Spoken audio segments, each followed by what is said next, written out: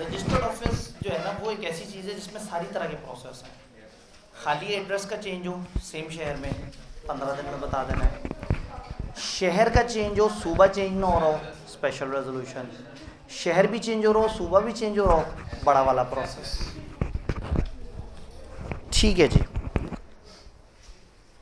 Chapter 5 जो है ना बड़ा कमाल चैप्टर है। इन 3 चैप्टर्स में सबसे छोटा, लेकिन आईकैप को ये इतना हल्का नहीं लगता, यानी आईकैप इसको अक्सर वेटेज देता रहता है। इन तीनों में जब भी सवाल बनाता है तो वो अक्सर ऐसा करता है कि चैप्टर 5 को कवर कर लेता है। ऊपर से चैप्टर 5 को जब कवर करता है तो उसको नज़र भी 1-2 सेक्शन ही ज़्यादा आते हैं। तो ये मज़े का चैप्टर है और इस चैप्टर में जो है ना हमारे पास प्रोबेबिलिटी आ जाती है। 2-3 अटैम्प्ट से वो कोशिश कर रहा है कि इसमें अपनी तरफ से लॉजिकल सवाल बनाए। एक सिचुएशन सी बनी हुई होती है, लेकिन जब आप उसको बैठ के प्रॉपर तरीके से कंप्यूट करते हैं तो वो बहुत ज़्यादा टेक्निकल सिचुएशन नहीं होती और वो बड़े आराम से उसको आप सॉल्व कर पा रहे होते हैं। तो इस चैप्टर को समझना ज़रूरी है। इस चैप्टर में आधी बातें आपको पहले से पता हैं और आधी बातें जो है वो मैं बताने की कोशिश करूँगा। शेयर कैपिटल की जब हम बात करते हैं तो पहले जेनेरिक डिस्कशन कर लेते हैं, फिर उसके बाद किताब से बल्कि काम करते हैं, मैक्सिमम जेनेरिक डिस्कशन करते हैं, फिर किताब की इंग्लिश तो हम देख ही लेंगे। शेयर कैपिटल किसे कहते हैं? कंपनी के ओवरऑल कैपिटल को जिसको शेयर्स में रिप्रेजेंट करते हैं। शेयर की कंपनी लॉ में जो डेफिनेशन है, किताब ने शर्म के मारे उसका जिक्र नहीं किया।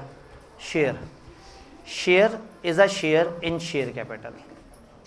शेयर कैपिटल में शेयर को कहते हैं। तो कंपनी का एक बड़ा सा शेयर कैपिटल होता है जिसका एक छोटा सा हिस्सा जो आपके पास होता है वो क्या होता है? शेयर। भाई कंपनी का शेयर कैपिटल है 10 करोड़, उन्होंने क्या किया, उसको 10-10 रुपए के 1 करोड़ हिस्सों में डिवाइड कर दिया और आपसे कह दिया भाई आप जितने से खरीद लें आप उतने % के मालिक बन जाएंगे। अब अगर 1 करोड़ शेयर्स हैं और मैं 15 लाख शेयर्स खरीद लूँ तो मैं 15% का मालिक बन जाऊँगा। कोई 2 लाख शेयर्स खरीदेगा वो 2% का मालिक बन जाएगा। तो कोई 500 शेयर्स भी खरीद सकता है, वो 0.000 उतने % का मालिक बन जाएगा। तो एक कंपनी का ओनर बनने के लिए, शेयर होल्डर बनने के लिए, मालिक बनने के लिए उसका एक भी शेयर काफ़ी है। तो शेयर कंपनी की ओनरशिप को रिप्रेजेंट करते हैं। अब सवाल ये कि शेयर रिप्रेजेंट कैसे होते हैं? अगर मैं 15 लाख शेयर्स खरीदूं तो मुझे तो एक गोदाम लेना पड़ेगा वो शेयर्स रखने के लिए, जो कि 15 लाख शेयर्स हैं। तो आप कहेंगे नहीं सर क्या बात करते हैं, एक कागज़ पे लिखा हुआ होता है। तो हो सकता है मेरे हाथ में सिर्फ एक कागज़ हो, उस पर लिखा हो 15 लाख शेयर्स। ऐसा हो सकता है कि मेरे पास 15 कागज़ हों जिस पे 1-1 लाख शेयर्स लिखा हुआ हो। तो जो शेयर कैपिटल है इसको डिनोमिनेट करते हैं आप कागज़ पे, तो वो कागज़ जिस पे शेयर्स को डिनोमिनेट करते हैं उसको शेयर सर्टिफिकेट कहते हैं। शेयर सर्टिफिकेट नॉर्मली कागज़ होता है, उस कागज़ पे कंपनी के ऑथराइज बंदे के साइन होते हैं, उस पर कंपनी का नाम आ रहा होता है, कंपनी का टोटल शेयर कैपिटल आ रहा होता है, मेरा शेयर नंबर आ रहा होता है, मेरे पास कौन से शेयर है, मेरा सर्टिफिकेट नंबर, ये सारी चीज़ें उसके ऊपर आ रही होती हैं। ये शेयर सर्टिफिकेट कैसे बनेगा, कैसे इशू होगा, कैसे डुप्लीकेट होगा, कैसे ट्रांसफ़र होगा, इससे रिलेटेड लॉ कहता है कि हम बता देंगे। तो जो लॉ बता देगा वो मान लिया जाएगा। एक स्टेप आगे चलते हैं। ये शेयर सर्टिफिकेट का एक अल्टरनेट भी आज के दौर में, वो है ऑनलाइन शेयर्स। अगर आपने 15 लाख शेयर्स लिए और आप कहें भाई मैं फिजिकल कागज़ में नहीं डील करना चाहता, मैं चाहता हूँ कि मेरे पास ऑनलाइन शेयर हो और मैं घर बैठे बैठे उसको वेबसाइट के थ्रू बेचूँ, तो आपको ऑनलाइन शेयर भी मिल सकता है। इस ऑनलाइन शेयर को हम कहते हैं बुक एंट्री शेयर। क्या कहते हैं? बुक एंट्री शेयर, यानी कि रिकॉर्ड में मौजूद एक शेयर। तो मैं 15 लाख शेयर्स का सर्टिफिकेट उठा के जमा करा दूंगा CDC नामी इदारे को, सेंट्रल डिपॉजिटरी कंपनी। वो मेरे फिजिकल शेयर पकड़ के अपने पास महफूज कर लेंगे, सिस्टम के अंदर मुझे 15 लाख शेयर्स जनरेट कर देंगे। तो मैं उन 15 लाख शेयर्स को घर बैठे ट्रेड कर सकता हूं। तो जो मेरे 10-15 लाख शेयर ऑनलाइन हैं, वर्चुअल हैं, इलेक्ट्रॉनिक हैं, इनको हम कहते हैं बुक एंट्री शेयर्स। तो बुक एंट्री शेयर के केस में आपकी एक एंट्री एविडेंस होता है कि हाँ भाई आपके पास शेयर है, और फिजिकल शेयर्स के केस में जो सर्टिफिकेट है वो एविडेंस होता है।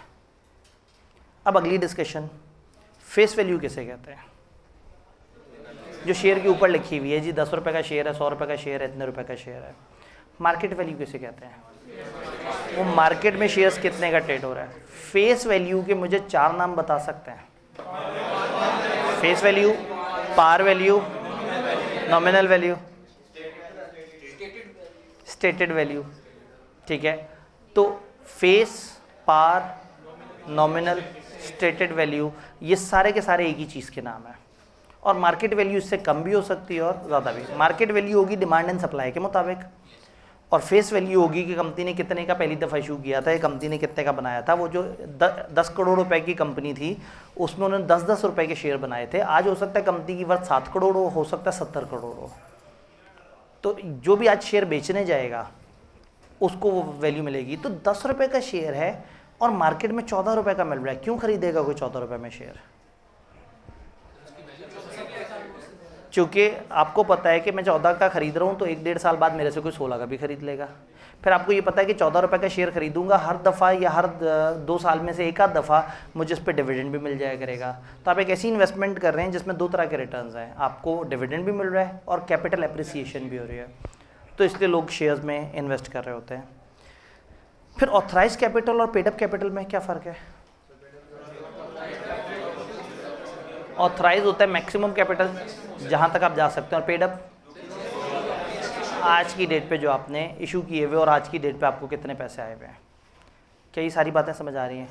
जल्दी से पहले यहाँ तक देख लेते हैं, आसान आसान सी बातें हैं। शेयर सर्टिफिकेट की कुछ कैरेक्टरिस्टिक्स हैं। शेयर एक मूवेबल प्रॉपर्टी है, एक एसेट है जिस पर राइट्स एंड ऑब्लिगेशन और एक बंदे से दूसरे को ट्रांसफर हो सकता है। Share must be paid for in full जब अलॉट होता है, जब शेयर होल्डर को मिलता है तो उसने पूरे पैसे देने हैं।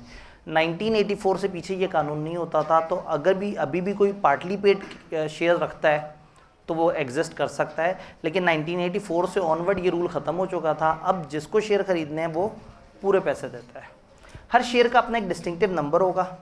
शेयर सर्टिफिकेट फिजिकल फॉर्म में इशू होगा, सिग्नेचर होंगे कंपनी के ऑथराइज ऑफिसर के, या वो इशू होगा बुक एंट्री फॉर्म में, इलेक्ट्रॉनिक फॉर्म में। शैल बी मेन एविडेंस उस बंदे के टाइटल के, उसकी ओनरशिप।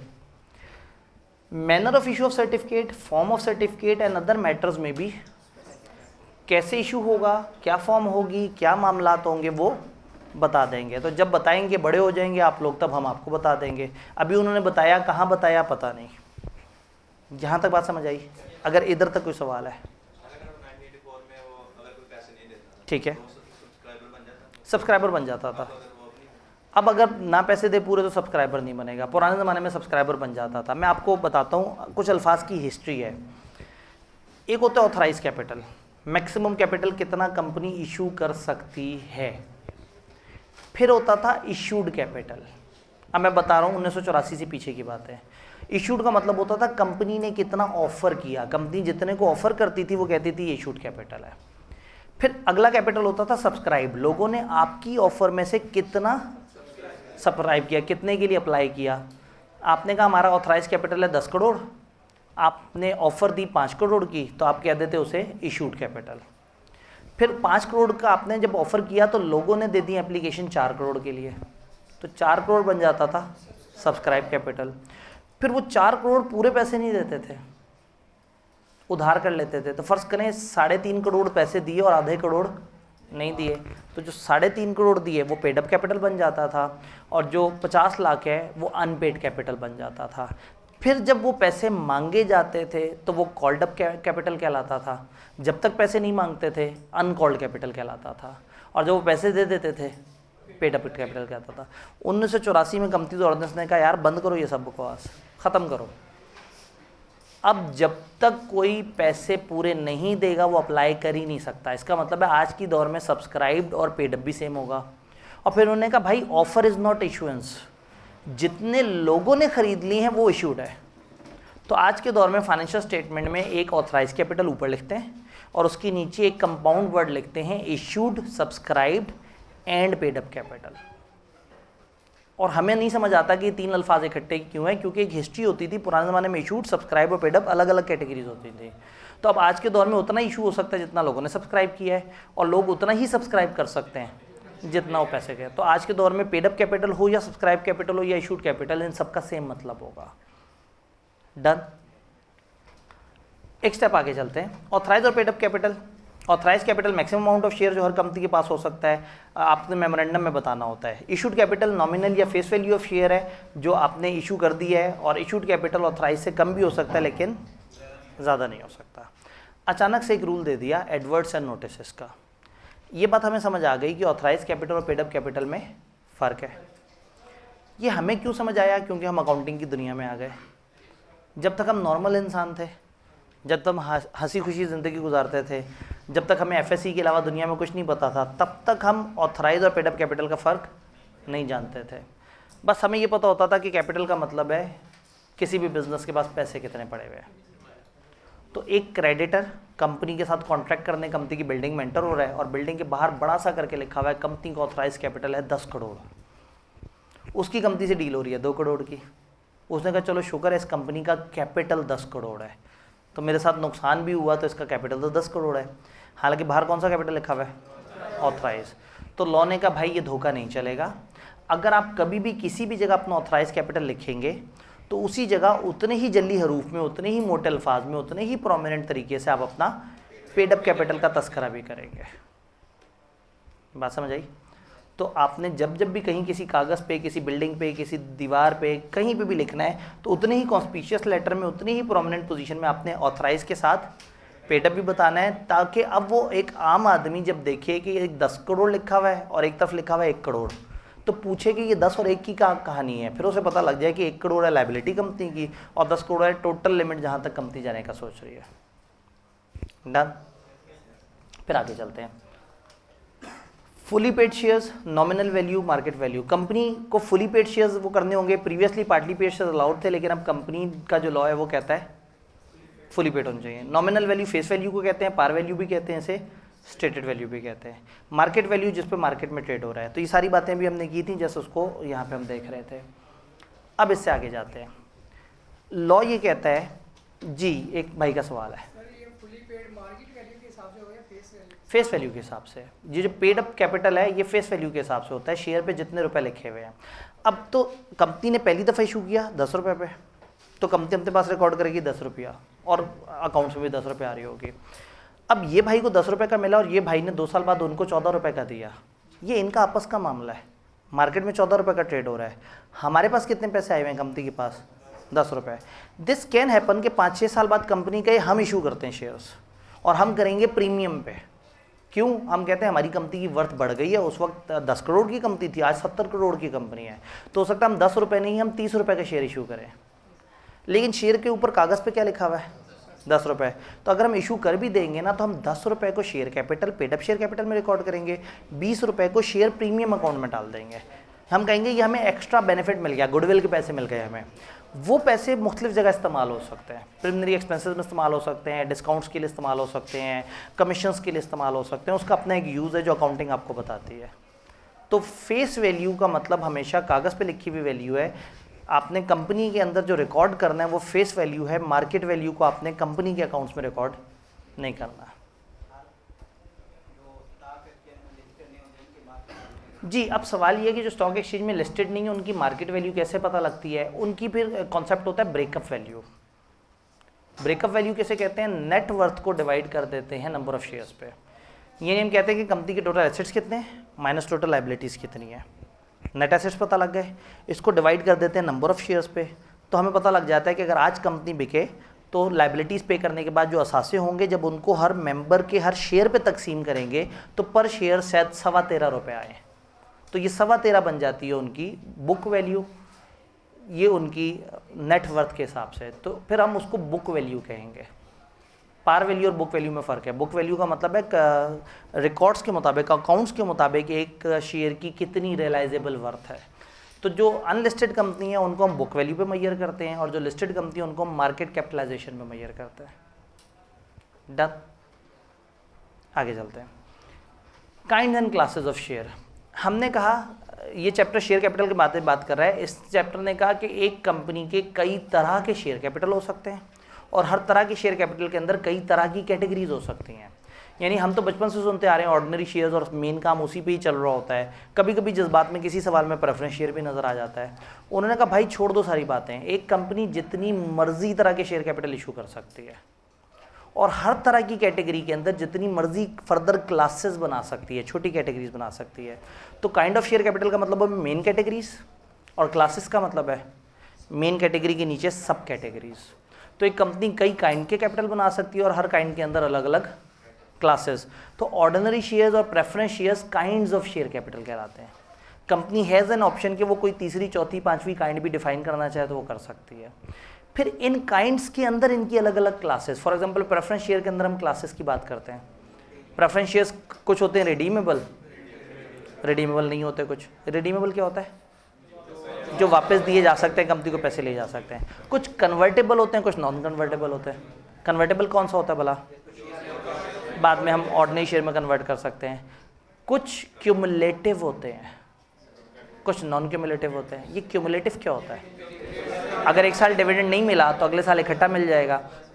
इसका मतलब है कि आपने सिर्फ ऑर्डिनरी और प्रेफरेंस शेयर कैपिटल ही नहीं पढ़ा हुआ, आपने प्रेफरेंस के अंदर की अलग अलग क्लासेस भी पढ़ी हुई है।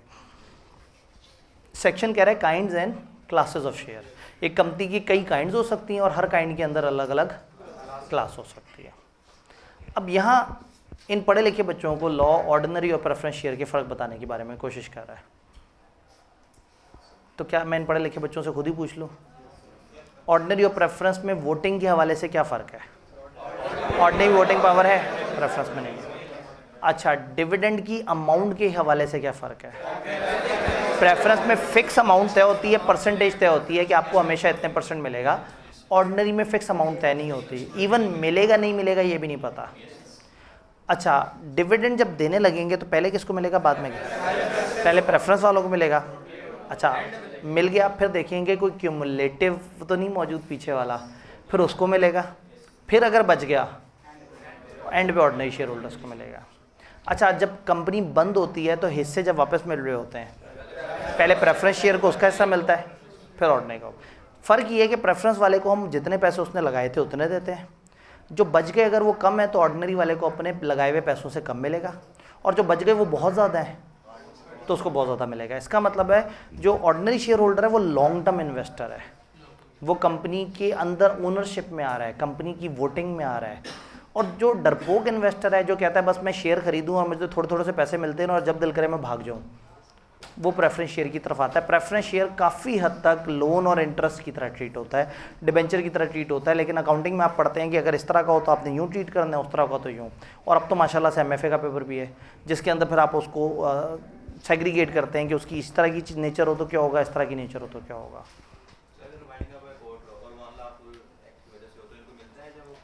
देखें, असल में अगर कोर्ट बंद कर रही है कंपनी को तो उसका ये मतलब नहीं कि उसके पैसे कोर्ट खा जाएगी। अनलॉफुल एक्ट भी किया है तो भी ओनर्स को हक मिलेगा, अनलॉफुल एक्ट किया डायरेक्टर्स ने उनको सजाएं हो जाएंगे, लेकिन शेयर होल्डर को अपना हक मिलेगा, चाहे वो कम है चाहे वो ज़्यादा। A company limited by share में have different kind of share capital, और हर शेयर कैपिटल के अंदर अलग अलग क्लासेस। अगर कंपनी के पास एक से ज़्यादा काइंड ऑफ शेयर कैपिटल हो तो फिर ऑथराइज कैपिटल भी हर काइंड का अलग अलग होना चाहिए। यानी जब तक आप ऑथराइज कैपिटल में प्रेफरेंस और ऑर्डिनरी अलग अलग नहीं करेंगे तब आप पेड अप कैपिटल में भी दोनों अलग अलग नहीं कर सकते। आसान अल्फाज में अगर एक कंपनी के पास एक से ज़्यादा तरह की कैटेगरी ऑफ शेयर कैपिटल हैं तो फिर ऑथराइज कैपिटल के भी उतने टुकड़े करने पड़ेंगे।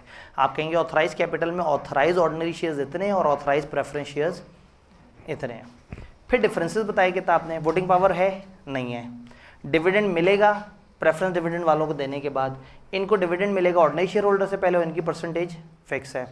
वाइंडिंग अप में इनको पेमेंट मिलेगी प्रेफरेंस शेयर्स को नॉमिनल वैल्यू देने के बाद, और इनको प्रायर राइट है, इनको पहले नॉमिनल वैल्यू मिलेगी लेकिन इनको फर्दर सरप्लस में कोई हिस्सा नहीं मिलेगा।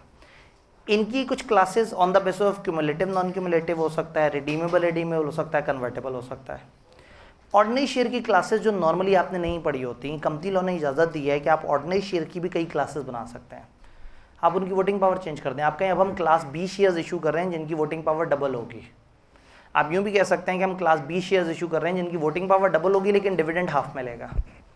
तो आप कई कैटेगरी के शेयर्स बना सकते हैं और उनके राइट्स चेंज कर सकते हैं कि इनको राइट शेयर्स मिलेंगे, इनको नहीं मिलेंगे, इनको बोनस शेयर्स मिलेंगे, इनको नहीं मिलेंगे, इनको ज़्यादा वोटिंग पावर मिलेगी, इन्हें कम मिलेगी, इनको जितने पैसे हैं उसकी प्रोपोर्शनेट वोटिंग पावर मिलेगी और इनको जितने पैसे उनकी डिसप्रोपोर्शनेट वोटिंग पावर मिलेगी। तो आप इस तरह की कोई भी कैटेगरी करके और डिफरेंट क्लासेस बना सकते हैं on the basis of different voting rights, right disproportionate to paid up share, no voting right, different entitlement, dividend right, bonus वगैरह की।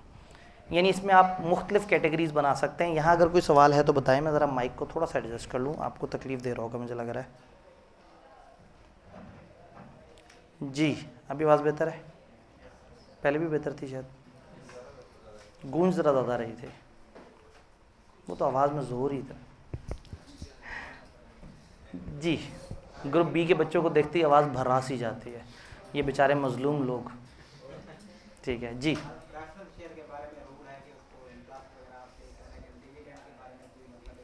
जी बिल्कुल, प्रेफरेंस वालों के बारे में रूल है कि इनको लाजमी डिविडेंड मिलना है, लेकिन ऑर्डिनरी शेयर वालों के लिए रूल ये है कि अगर प्रॉफिट हो, नंबर 1, नंबर 2 डायरेक्टर रिकमेंड करें, और नंबर 3 मेंबर भी ओके करें, तब जाके इनको डिविडेंड मिलेगा।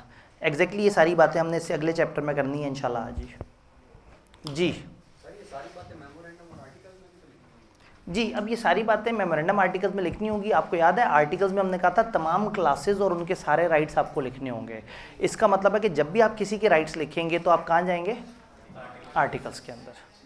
यहीं से मेरा अगला टॉपिक निकलता है कि अगर आप इनमें से किसी के राइट्स चेंज करना चाहें तो टेक्निकली आपको आर्टिकल्स चेंज करने पड़ेंगे। तो क्या हम जान सकते हैं कि उसका क्या प्रोसेस है आर्टिकल्स चेंज का? स्पेशल रेजोल्यूशन और रजिस्ट्रार को जमा करा दें। अच्छा, अब किसी खास कैटेगरी के राइट्स चेंज हो रहे हैं, अब क्या होगा?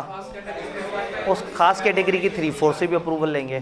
तो किताब ने इस चैप्टर में आके वो प्रोसेस फिर से रिपीट किया, लेकिन यहाँ नई बात ये है कि अगर उस चेंज के बाद कोई से 10% लोग उस क्लास के अदालत में चले जाते हैं, कोई से 10% लोग, और वो कहते हैं कि जी हमसे जो अप्रूवल ली गई है उसमें इन दो में से कोई एक मसला है, अगर वो साबित कर दें कि हमारे साथ धोखा हुआ है, हमें पूरी इन्फॉर्मेशन नहीं दी कंपनी ने और हमें आधी बात बता के हमसे अप्रूवल ले ली, हमें तो बाद में पता लगा, या दूसरा वो साबित कर दें कि इस चेंज से उनकी जो क्लास है वो बहुत बुरी तरह से मुतासिर हो रही है और वो उनके लिए नुकसानदेह है, प्रेजुडिशियल है, हार्मफुल है उनके लिए, इनमें से एक बात भी अगर उन्होंने अदालत में साबित कर दी इस डिसीजन के 30 दिनों के अंदर अंदर, जो डिसीजन होगा अल्ट्रेशन का, राइट चेंज करने का, उसके 30 डेज़ में 10% लोग अदालत जाके उसको नल एंड वॉइड डिक्लेयर करवा सकते हैं, इन दो में से कोई एक रीज़न बता के। छोटा सा सेक्शन है लेकिन आईकेएप को बहुत ही ज़्यादा पसंद है, शदीद तरीन पसंद है, बेतहाशा दफ़ा उन्होंने पूछा है। Procedure for variation, special resolution pass करेंगे और अगर किसी खास क्लास के राइट्स मुतासिर हो रहे हैं तो उसकी 3/4 मेजॉरिटी भी अप्रूव करेगी। कोई भी मेंबर या मेंबर्स अगर अफेक्ट हो रहे हैं और वो 10% उस क्लास के शेयर्स रखते हैं तो वो अदालत में जा सकते हैं। 30 दिनों के अंदर अंदर जाना होगा, अदालत नल एंड वॉइड डिक्लेयर कर देगी अगर उसको इन दो में से कोई बात समझ आ गई।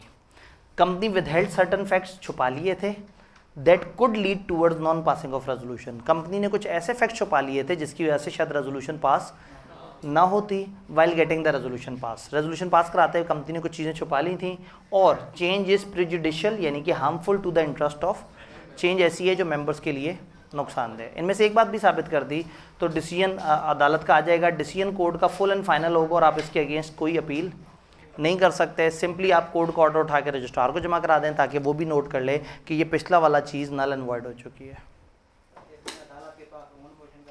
जी नहीं, इसमें यहाँ पे नहीं, ऐसा नहीं लिखा हुआ कि अदालत खुद ही से किसी कंपनी के अंदर इन्वॉल्व होकर और एक्शन ले ले। यहाँ रिक्वेस्ट जानी पड़ेगी किसी ना किसी अफेक्टेड क्लास के मेंबर की तरफ से, कम से कम 10%, एक बंदा भी हो सकता है, 5-6 बंदे मिलके भी हो सकते हैं। कोर्ट सो मोट एक्शन नहीं लेगी। Done. Finally alteration in capital clause, ये तो हमें पहले से पता है, हमने पढ़ा हुआ है। शेयर कैपिटल क्लॉज कैसे चेंज करेंगे? Authorise share capital, special resolution pass करेंगे, रजिस्ट्रार को जमा करा देंगे, सारी कहानी पता है। सिर्फ जानना ये है कि ऑथराइज कैपिटल के अंदर क्या क्या चेंजेस हो सकती हैं, ऑथराइज कैपिटल के अंदर क्या चेंजेस हो सकती हैं। तो एक दफ़ा देख लेते हैं ऑथराइज कैपिटल को हम किस तरह से बताते हैं। ऑथराइज कैपिटल नॉर्मली बताया जाता है कि जी फ़र्ज़ करें हमारे पास 50,000 शेयर्स हैं और ₹10 का एक शेयर है, तो टोटल शेयर कैपिटल कितना हो गया? 5 लाख। तो ये 5 लाख हो गया total amount of authorise capital, ये हो गया नंबर ऑफ शेयर्स और ये हो गया फेस वैल्यू। लॉ ये कहता है कि आप ऑथराइज कैपिटल में 4 चेंजेस कर सकते हैं, चारों में से जो भी चेंज होगी उसका इम्पैक्ट आएगा नंबर ऑफ शेयर्स पे। आप फेस वैल्यू बढ़ा सकते हैं, आप फेस वैल्यू कम कर सकते हैं, आप टोटल अमाउंट बढ़ा सकते हैं, टोटल अमाउंट कम कर सकते हैं। मैं 5 लाख को बढ़ा के 7 लाख कर सकता हूँ। अगर मैं इसे 7 लाख करूँगा तो जाहिर है 10 रुपये का एक शेयर है, तो यहाँ क्या हो जाएगा? 70,000 शेयर्स बन जाएंगे। ये बैलेंसिंग फिगर है, इसको हम एडजस्ट करेंगे। इन दो में से किसी एक में चेंज करेंगे, दूसरे को नहीं छेड़ेंगे, बैलेंसिंग फिगर को चेंज कर देंगे। तो 5 लाख बढ़ा के 7 लाख भी हो सकता है, 5 लाख कम करके फॉर एग्जांपल 3 लाख हो जाए। अच्छा, ये उतना कम हो सकता है जहाँ तक पेड अप कैपिटल है, पेड अप से तो नीचे नहीं जा सकता, तो हम उतना कैंसिल कर सकते हैं जितना हमारे पास गुंजाइश है। इसको कर देंगे तो ये तो फिर 10 रुपये ही रहेगा, फ़र्क पड़ेगा, यहाँ ये 30,000 हो जाएगा। दो चेंजेस ये हो सकती हैं कि हम शेयर कैपिटल जो है उसको टोटल को बढ़ा दें, टोटल को कम कर दें, फेस वैल्यू बढ़ा दें, फेस वैल्यू को कम कर दें। इन सब का इम्पैक्ट आएगा नंबर ऑफ शेयर्स पे। फेस वैल्यू की बात करते हैं, फेस वैल्यू को बढ़ा दें, फॉर एग्जाम्पल हम कर दें 20 रुपये। अब टोटल शेयर कैपिटल तो 5 लाख है, फेस वैल्यू कर दिया आपने 20 रुपये, तो टेक्निकली आपके जो शेयर्स हैं 25,000 रह जाएंगे। इसी तरह से फेस वैल्यू सब डिवाइड भी हो सकती है। फॉर एग्जांपल आपने कर दिया 5 रुपये, 5 लाख थे टोटल शेयर कैपिटल, तो हम कहेंगे ये 1 लाख हो जाए। कहने का मतलब ये है कि आप फेस वैल्यू कम ज़्यादा कर सकते हैं। फेस वैल्यू बढ़ाने को कंसोलिडेट कहते हैं, कम करने को सब डिवाइड कहते हैं। इसको बढ़ाने को इंक्रीज कहते हैं, इसको कम करने को कैंसिल कहते हैं। तो आप 4 में से कोई काम कर सकते हैं और उसकी वजह से जो इम्पैक्ट आएगा वो नंबर ऑफ शेयर्स पे आएगा, और जो नए शेयर्स और पुराने शेयर्स होंगे उनके राइट्स में फ़र्क नहीं होगा।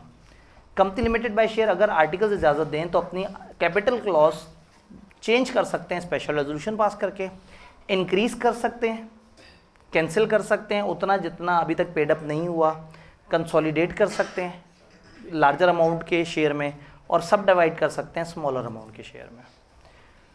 कंपनी रेजोल्यूशन और वो सारी चीज़ें उठा के रजिस्ट्रार को फाइल कर देगी, रजिस्ट्रार अपने पास नोट कर लेगा, new share issued by company consolidation या सब डिवीजन की वजह से shall rank equally with existing shares. नए शेयर्स और पुराने शेयर्स का रैंक इक्वल होगा। मेरे पास पहले 100 शेयर पड़े हुए थे 10 रुपये के हिसाब से, अगर शेयर 20 रुपये का हो गया तो मेरे पास होंगे 50 शेयर्स 20 रुपये के हिसाब से। मेरे पास जितनी वोटिंग पावर पहले थी मेरे पास उतनी वोटिंग पावर अभी भी होगी। क्या ये बात समझ आई? ठीक है, इसको कभी कभी वो मैथमेटिकली भी देख लेते हैं, और वो अगेन मैथमेटिकली मुश्किल बात नहीं होती, लेकिन जब आपको इतना सा सिनेरियो नज़र आता है तो बंदा वैसे ही सोचता है कि कोई ना कोई पुट्ठी बात होगी। सीलो को सीलो नहीं मारता, सीलो का डर मारता है। सीलो इतना मुश्किल नहीं है जिसका जितना इसका खौफ। प्रॉब्लम ये है कि आसान पेपर है। अब आसान पेपर है तो आप ये देखें कि भाई बीलो में अगर क्रैश कोर्स और रिवीजन क्लास हो, आवाम धड़ धड़ आती है, पढ़ेंगे सार। सीलो एक दफ़ा पढ़ने के बाद बंदा कहता है बस ठीक है पढ़ लिया है, अब क्या। अच्छा रह भी जाए ना, दोबारा क्लास नहीं लेता बच्चा, मतलब सीलो की कौन दोबारा क्लास ले, ये तो मैं खुद ही से पढ़ लूँगा। तो सीलो के बारे में नॉर्मली गुमानी ये है कि वो बंदे अक्सर सेल्फ पे भी कर लेते हैं। तो फिर क्या होता है कि फिर कॉलेजेस को डराना पड़ता है आपको, यानी अगर आपका सीलो में एडमिशन करवाना है तो आपको डराएंगे, वो नहीं सीलो में बहुत चेंजेस आ गई, वो नहीं सीलो नहीं किया तो मर जाओगे। उस सीलो में तो जो है वो उल्टा लटके हुए सवाल आते हैं। सीलो वाला सवाल तो फाइनल के लेवल पे भी इतना मुश्किल नहीं होता जितना इस लेवल पे आ जाता है। तो आपने ऐसे तमाम लोगों से जो डरा रहे हैं दूर रहना है और अपने ऊपर कॉन्फिडेंस रखना है। आप हर दिन ये लेक्चर अटेंड करें, चीज़ें समझें, पास पेपर्स देखें। पूरे चैप्टर में मुश्किल से 1 या 2 थोड़े से टेक्निकल सवाल होते हैं। पेपर का मेजॉरिटी मैंने आपको बताया कि रीसेंट पेपर में 43 नंबर तो सीधे सीधे थ्योरी हैं। 25 नंबर के करीब ऐसे सवाल थे जिसमें सिचुएशन बनाई हुई थी और सीधे सीधे जवाब देने थे। तो एक पेपर का मुश्किल से 20-25% पोर्शन टेक्निकल है। लेकिन क्या होता है जब आपके जहन में पहले से बैठा होता है ना कि सवाल टेक्निकल होगा, तो एक सीधे सवाल को भी आप कहते हैं नहीं मुझे समझ आ रही है, गलत है, ऐसा नहीं हो सकता, मुझे क्यों समझ आ रही है, और आप परेशान होकर उसे गलत कर देते हैं। ठीक है, तो इस तरह से परेशान नहीं होना, लेकिन इतना इजी भी नहीं लेना, मॉडरेट लेवल पे चलना है। ना इतना सर पे तारी कर लें कि आप डरना शुरू हो जाएं, और ना इतना इग्नोर करें कि आप इसकी क्लासें ही छोड़ना शुरू कर दें। डन? तो दैट्स ऑल अबाउट ये वाला चैप्टर। जल्दी से चैप्टर नंबर 9 को ओपन करते हैं।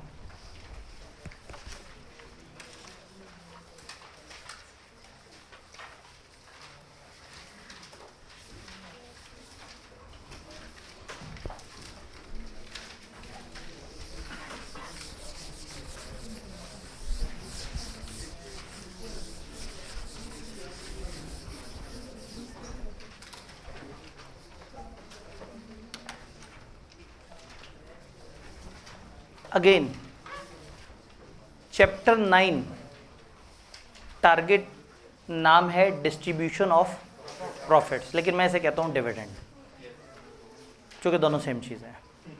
प्रॉफिट्स को डिस्ट्रीब्यूट करने का मतलब है कि आप डिविडेंड दे रहे हैं। अब इस चैप्टर में, छोटे से चैप्टर में बहुत सारे रूल्स इकट्ठे कर दिए, तो छोटी छोटी सी बातें भी आपने जहन में रखनी है, बड़ी बातें भी जहन में रखनी है। तो एक काम करते हैं कि हम पहले बोर्ड पे रहते हुए सारा लॉजिकली डिस्कस कर लेते हैं। अंग्रेज़ी तो फिर हम बाद में देख ही लेंगे। पहली बात ये कि किस तरह के प्रॉफिट से डिविडेंड जब आपने देना है, जब हम डिविडेंड की बात करें तो थोड़ा सा इसको कवर कर लेते हैं। टी लिखूं डी लिखूं? डिविडेंड। डिविडेंड को समझना है कि डिविडेंड क्या है, डिविडेंड किस तरह के प्रॉफिट से दे सकते हैं। पहली बात ये कि क्या लॉस मेकिंग कंपनी डिविडेंड दे सकती है? नहीं। तो लॉस में डिविडेंड नहीं दिया जाएगा। एक एक्सेप्शन है लेकिन हमारे सिलेबस में नहीं है। एक रिजर्व होता है, reserve for capitalization of profit, table A ने हमें अलाउ किया हुआ है। आप अच्छे प्रॉफिट्स वाले ईयर में एक ऐसा रिजर्व क्रिएट कर दें जो नॉर्मलाइजिंग द डिविडेंड के लिए हो, यानी आप उस रिजर्व में पैसे डालते रहें। कंपनी की पॉलिसी हर दफ़ा वो एक स्टैंडर्ड डिविडेंड देते हैं। तो ऐसे में कोई ऐसा ईयर आएगा जब कंपनी पे मुश्किल टाइम होगा तो वो जो उन्होंने रेनी डेज के लिए रिजर्व बना के रखा हुआ था वो उसमें से उठा के डिविडेंड दे देंगे। तो डिविडेंड दिया हमेशा साल के प्रॉफिट्स में से हो जाता है। आप रिटेन्ड अर्निंग्स या सरप्लस या रिजर्व्स वगैरह में से नहीं देते, बट एक खास रिजर्व अलाउड है कि अगर आपने वो रिजर्व डिविडेंड्स के लिए रखा हुआ है तो आप उसमें से दे सकते हैं। ये एक एक्सेप्शन है, लेकिन चूंकि हमारी किताब इस लेवल पे नहीं है तो हमने उस पर परेशान नहीं होना। लेकिन ये जुमला गलत है कि एक कंपनी सिर्फ और सिर्फ मौजूदा ईयर के प्रॉफिट से डिविडेंड दे सकती है। वो अपने कुछ सरप्लस से अगर वो खास रिजर्व्स में शिफ्ट हुए हुए हैं तो डिविडेंड दे सकते हैं। तो लॉस मेकिंग कंपनी डिविडेंड नहीं देगी, डिविडेंड देगी हमेशा प्रॉफिट मेकिंग कंपनी, और वो डिविडेंड देगी अपने डिस्ट्रीब्यूटेबल प्रॉफिट्स में से, उन प्रॉफिट्स में से जो सारे खर्चे सारी चीज़ें करने के बाद अब हाथ में आए हैं, इंक्लूडिंग प्रेफरेंस शेयर होल्डर्स को पेमेंट करने के बाद, वो उसमें से डिविडेंड दे सकते हैं। ये डिविडेंड जो आपने देना है हमेशा रियलाइज प्रॉफिट्स में से देना है, अनरियलाइज में से नहीं देना। रियलाइज प्रॉफिट का मतलब है जो आप कमा चुके, और अनरियलाइज जो भी आपने कमाना है, जो भी नहीं कमाया। रियलाइज प्रॉफिट का मतलब है आपने एक सेल की, वो सेल एग्जीक्यूट हो गई, पैसे आ गए, आपके खर्चे थे, आपने एक प्रॉफिट कमा लिया। अनरियलाइज का मतलब है कि आप एक चीज़ को देख देख के डेली खुश हो रहे हैं, कुर्सी को देख के खुश हो रहे हैं कि अरे वाह ये कुर्सी तो बड़े अच्छे रेट पे बिकेगी, और आपने लोगों से पूछा, लोगों ने कहा हम 4000 की कुर्सी खरीदने के लिए तैयार हैं, और आपका कुर्सी पे लगा है 1000 रुपया, आपको 3000 का प्रॉफिट आता हुआ नज़र आ रहा है, इससे डिविडेंड नहीं दे सकते। रियलाइज से देंगे जो अकाउंटिंग के हिसाब से अब आपका बन गया, IFRS 15 के मुताबिक अगर आप उसको रिकग्नाइज करने की पोजीशन में आ गए हैं तो रियलाइज प्रॉफिट से देना है। समटाइम कुछ अनरियलाइज प्रॉफिट होते हैं, खासतौर पे इन्वेस्टमेंट प्रॉपर्टीज़ में। एक कंपनी ने इन्वेस्टमेंट की हुई है, इन्वेस्टमेंट है 5 करोड़ की, पता लगा कि उस इलाके में अचानक से रिंग रोड उस इलाके के करीब से गुजरने लगी है, इलाके की वैल्यू हो गई 15 करोड़। आपका 5 करोड़ का जो वो प्रॉपर्टी है वो कितनी हो गई? 15 करोड़। आपको 10 करोड़ का प्रॉफिट हो गया, लेकिन अभी हुआ नहीं। कारोबारी ज़बान में कह देते हैं कि एक बंदा दूसरे से कहेगा यार मेरा तो बैठे बैठे 10 करोड़ का प्रॉफिट हो गया, मेरा तो 5 करोड़ का प्लॉट 15 करोड़ का हो गया। ये रियलाइज प्रॉफिट नहीं है। जब वो बेचेगा और उसके बाद पैसे आएंगे तो फिर हम कहेंगे कि हाँ भाई ये रियलाइज प्रॉफिट है, या उसकी कम से कम एक लीगल डील साइन हो जाए। तो रियलाइज प्रॉफिट से देना है ये जो इस तरह की इन्वेस्टमेंट प्रॉपर्टीज़ की रीमेजरमेंट रीवैल्यूएशन से जो आए। इसी तरह से आपने अपनी बिल्डिंग्स वगैरह को रीवैल्यू किया, आपके पास आ गया रीवैल्यूएशन सरप्लस, अब ये प्रॉफिट नहीं है, आपकी चीज़ की वर्थ बढ़ी है, जिस दिन आप बेचेंगे उस दिन कंफर्म होगा कि ये हुआ था या नहीं हुआ था। तो इस तरह के जो रिजर्व्स हैं, इस तरह की जो चीज़ें हैं, उससे आप डिविडेंड नहीं देंगे, आप हमेशा रियलाइज प्रॉफिट से देंगे। फिर एक और चीज़ है gain on sale of asset. Gain on sale of assets, आप अपने एसेट्स जो कि ख़ासतौर पे कैपिटल नेचर के हैं, जिनको पुराने ज़माने में हम फिक्स एसेट कहा करते थे, कैपिटल नेचर के एसेट्स को बेचने से अगर कोई प्रॉफिट आए आप उससे डिविडेंड नहीं दे सकते। क्यों नहीं दे सकते? कंपनी का मेन प्रॉफिट नहीं है। फॉर एग्जांपल हमारा मेन काम है बच्चों को पढ़ाना, और हम जो है वो अपने AC वगैरह बेचें और उससे हमें प्रॉफिट आए और हम एक्साइटेड हो जाएं कि हमने तो बड़ा अच्छा परफॉर्म किया, तो ये गलत बात है। अगर एक दफ़ा ये इजाज़त मिल गई कि आप अपने एसेट बेच के प्रॉफिट से डिविडेंड दे सकते हैं, तो जिस साल भी कंपनी पे गुर्बत होगी और डायरेक्टर चाहते होंगे कि मेंबर्स को खुश करें, वो कंपनी की असास से बेचना शुरू कर देंगे। तो एसेट्स बेचने से आने वाला जो प्रॉफिट है आप उससे डिविडेंड नहीं दे सकते। हाँ, शर्त यह है कि अगर आपकी कंपनी का काम धंधा ही उसी तरह के एसेट्स की खरीदो फरोख्त हो। अगर हमारी कंपनी करती ही ACO में डील है, हम बेचते ही AC हैं, अब ACO को बेचने से अगर हमें कोई प्रॉफिट हुआ है हम डिविडेंड दे सकते हैं। लेकिन ये जहन में रहे, क्या चीज़? इन्होंने कहा वो तो कैपिटल एसेट हुआ ही नहीं, वो तो इन्वेंट्री बन गई। ये लॉ वाले हैं बेचारे, ये तो एसेट को भी एसेट नहीं बोलते, प्रॉपर्टी बोल देते हैं बेचारे। तो ये आपको पता है कि कौन सा एसेट। देखें, लॉ को लगता है हर चीज़ एसेट होती है, उसको लगता है जो कुर्सियाँ यहाँ रखी हुई ये भी एसेट है, उसको लगता है जो एसी लगे हुए हैं यहाँ पे वो भी एसेट है। तो लॉ को लगता है दुकान में जो बेचने के लिए चीज़ रखी हुई है वो भी एसेट है, और जो दुकान में अपने इस्तेमाल की रखी हुई हैं वो भी एसेट है। तो अब आपने उन लॉ पढ़ने वाले सादा लोगों को बताना है कि एसेट्स की खरीदो फरोख्त से अगर प्रॉफिट आए तो डिविडेंड नहीं देना, और एकदम से उन्हें रोक के कह देना भाई अगर आपका काम धंधा ही उस एसेट को डील करने का है तो टेक्निकली वो तो उनकी इन्वेंट्री बन जाएगी। ठीक है, अब इनको बेचारों को क्या पता लॉ वालों को कि इन्वेंट्री किसे कहते हैं, और इन्वेंट्री का वर्ड एक आम इंसान को कहाँ समझ आता है, स्टॉक लोगों को समझ आता है। तो इसलिए हम अकाउंटेंट्स को पता है कि उसकी नेचर बदल जाएगी, तो इन्होंने कोई साइंस हमें नहीं बताई, तो हमें खुश होना चाहिए कि चलो इन्होंने जो बात बताई है हमें तो पहले से पता है। लेकिन ये आम इंसानों को बता रहे हैं कि आप एसेट्स की बाइंग एंड सेलिंग से डिविडेंड नहीं दे सकते, इससे आने वाले गेन से, बट अगर आपका काम धंधा ही उसी तरह के एसेट्स की बाइंग एंड सेलिंग है तो हो सकता है वो हो कैपिटल नेचर के। अच्छा, बिल्डिंग कैसी चीज़ होती है?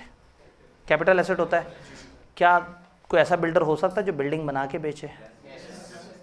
तो वहाँ तो इन्वेंट्री बन गई उसके लिए, वो तो वर्क इन प्रोसेस बन गया, तो है तो कैपिटल नेचर की। तो इसलिए उन्होंने एक जनरल रूल दे दिया, उन्होंने कहा कि नॉर्मली जो एसेट कैपिटल नेचर के हैं उनको बेचने से आने वाला जो डिविडेंड है, प्रॉफिट है, उसे डिविडेंड नहीं देना, अनलेस कि आपका काम धंधा ही उसी तरह के कैपिटल नेचर के एसेट्स को डील करना है। अगर ऐसा है तो फिर आप उसमें से डिविडेंड दे सकते हैं। अगर आपका काम धंधा है तो आप दे सकते हैं, लेकिन उस वक्त एक और एहतियात है। एहतियात ये है कि आपने ऐसा ना हो कि एक एसेट बेचा, प्रॉफिट आया, आपने फ़ौरन से डिविडेंड दे दिया, फिर उस कैटेगरी की जितनी भी एसेट्स से प्रॉफिट्स आए और जितने भी लॉसेज आए उनको नेट करना है, और नेट करने के बाद अगर अल्टीमेटली आपके पास प्रॉफिट बचता है तो फिर आप डिविडेंड दे सकते हैं, वरना नहीं दे सकते। इस सेक्शन के ऊपर इख्तलाफ राय है।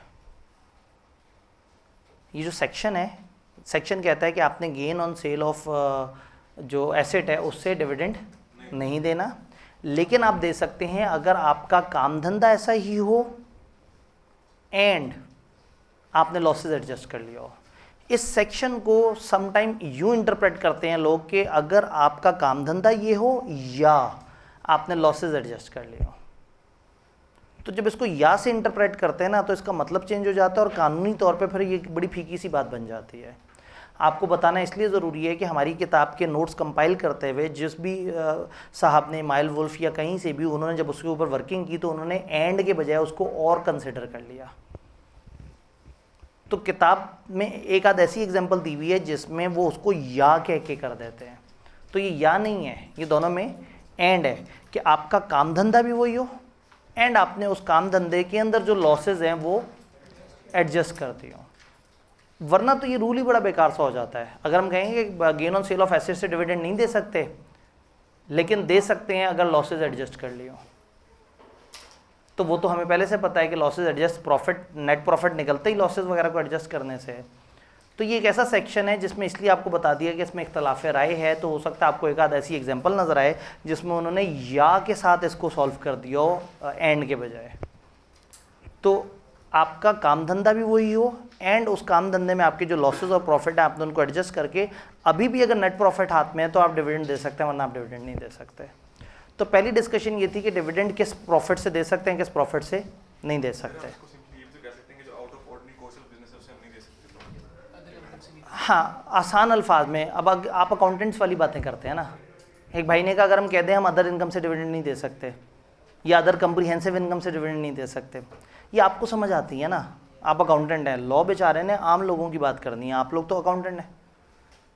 अब पता नहीं मतलब आप अपनी, मतलब वो आम लोग हैं और आप लोग आम लोग नहीं हैं, आप तो स्पेशल लोग हैं ना, आप तो एक चार्टर की तरफ जा रहे हैं। चार्टर एक मोअज़्ज़ज़ चीज़ को कहते हैं। तो आप लोगों को अदर इनकम के लफ्ज़ समझ आते हैं, आपको अदर कम्प्रीहेंसिव इनकम के, आपको रिवैल्यूएशन सरप्लस का लफ्ज़ समझ आता है, आम लोगों को नहीं समझ आता। तो किताब बेचारी इसलिए आम लोगों को समझाने के लिए ऐसे वर्ड्स इस्तेमाल कर रही है जिससे उनको समझ आ जाए। जैसे मैंने कहा ना कि वो तो प्रॉपर्टी बोल देते हैं किसी भी किस्म के एसेट को, तो लॉ के पास अल्फाज का ज़ख़ीरा कम है और वो अकाउंटिंग लैंग्वेज कम इस्तेमाल करती है और वो कॉमन लैंग्वेज ज़्यादा इस्तेमाल करती है। आप पेपर में किसी टाइम पे लिखना चाहें तो आप अपने तौर पे लिख दें, लेकिन मैं कानून के तौर पे आपको वो पढ़ाऊँगा जो कानून ने बताया।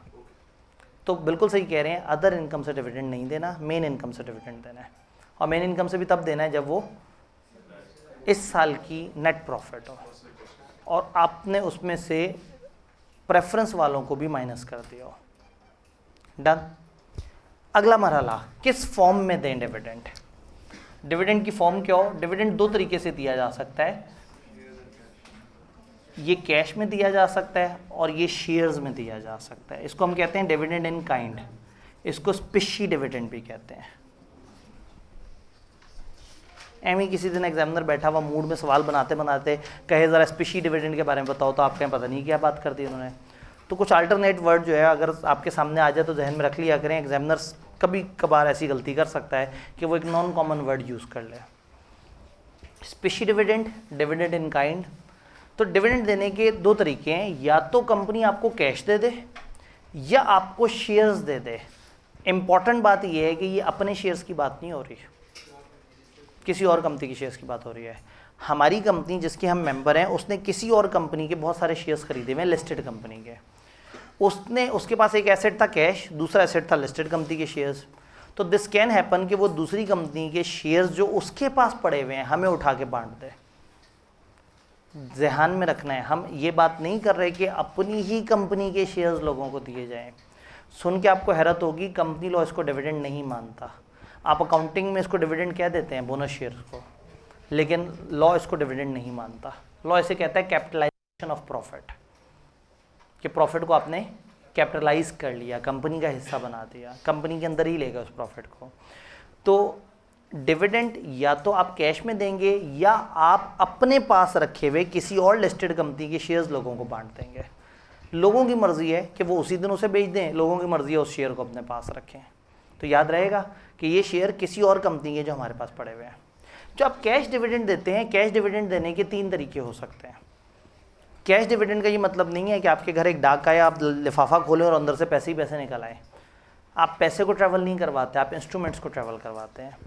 तो कैश देने के 3 तरीके हैं। एक तरीका ये है कि चेक भेज दिया जाए, एक तरीका ये है कि डिविडेंड वारंट भेज दिया जाए, और एक तरीका ये है कि ऑनलाइन ट्रांसफ़र कर दिया जाए, डायरेक्ट बैंक ट्रांसफ़र कर दिया जाए। चेक दे दिया जाए, डिविडेंड वारंट दे दिया जाए, या ऑनलाइन ट्रांसफ़र। चेक आपको पता है, अगर कंपनी को पता है कि उसके पास कौन कौन से लोग हैं और उनके अकाउंट टाइटल पता है, तो उनके नाम का क्रॉस चेक बना के उनको दे दे, वो आराम से अपने बैंक में जमा कराएं और उनके पास आ जाए। तो उससे क्या होगा कि आपके लिए ख़त भेजना आसान है, सब लोगों को ख़त भेजा, हर बंदा अपनी सहूलत के हिसाब से अपना अपना चेक अपने बैंक अकाउंट में जमा करा दे। दूसरा ऑप्शन ये कि वो बंदा कहे भाई इससे ज़्यादा सहूलत मुझे चाहिए, ये मेरा अकाउंट नंबर पकड़ लो, मेरे पैसे डायरेक्ट मेरे बैंक अकाउंट में डाल दिया करो। तो एक तरीका ये है कि डायरेक्ट बैंक ट्रांसफ़र हो जाए। तीसरा तरीका, एक बंदे के पास बैंक अकाउंट नहीं है और कंपनी उसे डिविडेंड भी भेजना चाहती है और पैसे भी नहीं भेजना चाहती, तो कंपनी एक कागज़ भेज देती है जो उस बंदे का नाम और उसका आईडी कार्ड नंबर और उसके कुछ कवायद दिए होते हैं कि मिस्टर मुश्ताक अहमद, जिनका CNIC नंबर फ़लाना है, जिनका फ़लाना ये ऐसे है, ये आपका डिविडेंड वारंट है, आप ये कागज़ ला के कंपनी की फ़लाना फ़लाना लोकेशन पे कागज़ दिखा के हमसे पैसे ले जा सकते हैं। तो आप पैसे ट्रैवल नहीं करवाएंगे, आप उसको एक कागज़ दे देंगे जो कि नेगोशिएबल इंस्ट्रूमेंट टाइप की चीज़ होगा, वो कागज़ दिखा के कंपनी से वो पैसे वसूल कर सकता है। तो उसको हम कहते हैं डिविडेंड वारंट। किताब ने समझाने के लिए कह दिया, समझो चेक जैसी ही कोई चीज़ है। तो बेसिकली ये डिविडेंड वारंट का मकसद होता है कि जिनका बैंक अकाउंट नहीं है उनको एक ऐसा कागज़ मिले, क्योंकि ये बैंक में जमा कराना होता है तो उनको चेक मिल जाएगा, तो ये ऐसा कागज़ हो जिस पे एंटाइटलमेंट होती है, वो बंदा अपने नाम आईडी कार्ड समेत खुद कंपनी में आएगा, कागज़ दिखाएगा, पैसे ले लेगा, या किसी को ऑथराइज़ करके भेज देगा तो वो एंडोर्स कर देगा और उसके साथ अपने आईडी कार्ड की कॉपी लगा देगा, तो वो दिखा के उसके पैसे कोई ले जा सकता है। तो ये पेमेंट करने के 3 तरीके हैं, चेक, डिविडेंड वारंट, या इनमें से कौन सा होगा शेयर होल्डर बताएगा। जब शेयर होल्डर कंपनी के शेयर होल्डर बनता है उस वक्त बताए, साल में किसी भी वक्त बताए, किसी अगले साल अपनी प्रेफरेंस चेंज करना चाहे वो बता सकता है। लेकिन लिस्टेड कंपनी में आपके पास सिर्फ ऑप्शन एक ही है, ओनली इन लिस्टेड कंपनी में आपके पास सिर्फ एक ही ऑप्शन है कि आप ऑनलाइन ट्रांसफ़र ही करवा सकते हैं। बाकी कंपनियों में आप इन 3 में से कोई भी ऑप्शन चूज़ कर सकते हैं। ये बात समझ आई?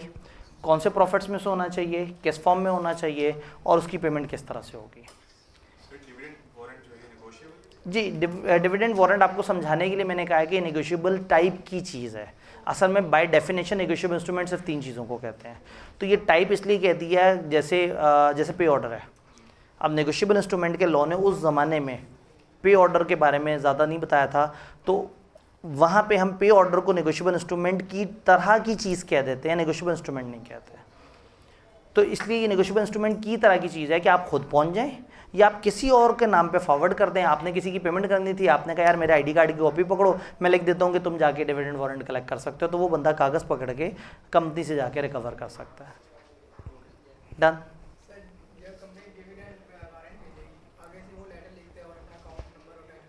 जी वो इस तरह से नहीं करेगा, उसको चाहिए भाई अगर पता है कि साल के एंड पे डिविडेंड आना है तो उस वक्त अब अचानक से डिविडेंड मिलने के बाद ये स्पेसिफाई नहीं करना, जब आप कंपनी के मेंबर बने तब स्पेसिफाई करना है, या साल में किसी भी वक्त बिफोर रिसीविंग ऑफ डिविडेंड आप अपना वो चेंज करवा सकते हैं पैटर्न।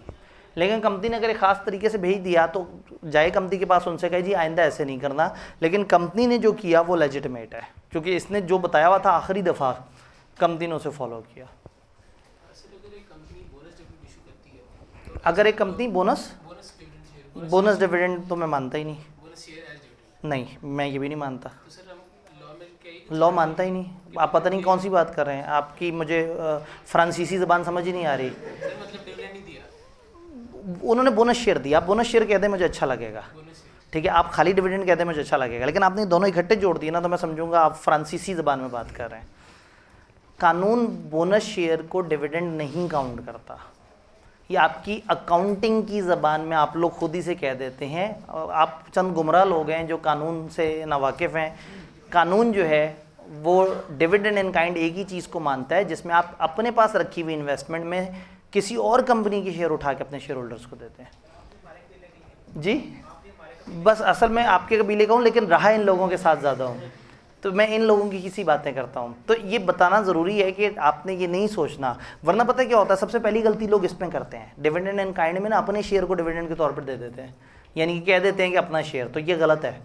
आपके पास रखे हुए किसी और कंपनी के, लिस्टेड कंपनी के शेयर आप इस तरह से बांट सकते हैं। जी जी, अब प्रॉफिट में तो रिसीवेबल भी होते हैं, तो डिविडेंड के टाइम पे पैसे ना हो तो फिर तो बहुत फंस जाएंगे आप। तो डायरेक्टर्स ने इसे अप्रूव करते हुए ध्यान रखना है, और वो डिविडेंड उतना ही अप्रूव करेंगे जितना उन्हें नज़र आ रहा है कि वो आराम से दे सकेंगे, क्योंकि डिविडेंड अनाउंस होने के बाद अगर 10 वर्किंग डेज में ना दिया तो अच्छी खासी सज़ा है। ठीक है, उस तरफ भी हम आते हैं। भाई का आखिरी सवाल।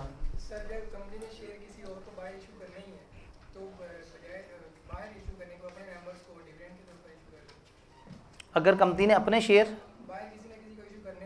अगर बाहर किसी ना किसी को इशू करने हैं तो उससे कहीं बेहतर है कि अपने ही मेंबर को अपने ही शेयर फ्री में दे दे, फ्री में दे दे।